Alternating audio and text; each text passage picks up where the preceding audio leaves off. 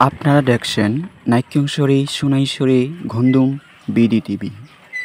আজকের প্রতিবেদনে ঘুমদুম হয়ে সোনাইছড়ি ও নাইক্ষ্যংছড়ি সড়কের বেহাল অবস্থা। রাস্তার বিভিন্ন স্থানে বড় বড় গর্ত ও ভাঙা অংশে প্রতিদিন ভোগান্তিতে পড়ছেন চালক ও স্থানীয়রা।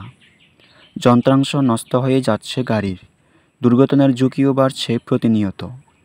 ফুটেজে দেখা যাচ্ছে গর্তে আটকে দুলতে দুলতে চলছে যানবাহন।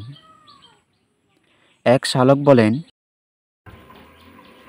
রাস্তাঘাট ভাঙে গাড়ি ঘোড়া চলাই না বাড়ির এই করে রাস্তাঘাট ভাঙে দিলে আর গাড়ি ঘোড়া চলাই করি রাস্তাঘাট ঠিক নগরের সরকার আর পাল্টাইলাম 17 বছর হাই গিয়ে আর রাস্তাঘাট মনে হাম নাই কোনো উন্নতিও ন তো আর সরকার আরোগ্য আছে এবার তো আর মেহনতি করি আর রাস্তাঘাট ভালো করে দি আর গাড়ি ঘোড়া চলাই শান্তি না ভাই।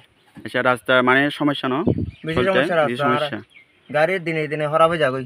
আচ্ছা, তো এটা যাত্রীও দেখা যায়, যাত্রীর ওনারা কি হন রাস্তা কম আছে না? রাস্তা রাস্তা মাঝে মাঝে খারাপ আছে তো। ও, রাস্তা গাড়ি চলাচল করতে কষ্ট না?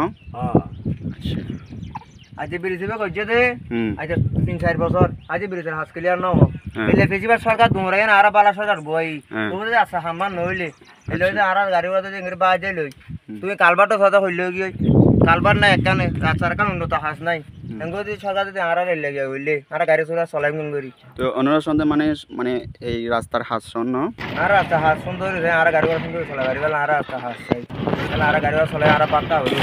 প্রতিদিন এই রাস্তায় গাড়ি চালাতে গিয়ে আমাদের অনেক ক্ষতি হচ্ছে। শাখা শক থেকে শুরু করে ইঞ্জিন পর্যন্ত নষ্ট হয়ে যাচ্ছে। স্থানীয় মেম্বার জাফর বাঙালি বলেন, রাস্তার কারণে যানবাহন চলাচলে ব্যাপক সমস্যা হচ্ছে। আমি দ্রুত সংস্কার দাবি জানাচ্ছি।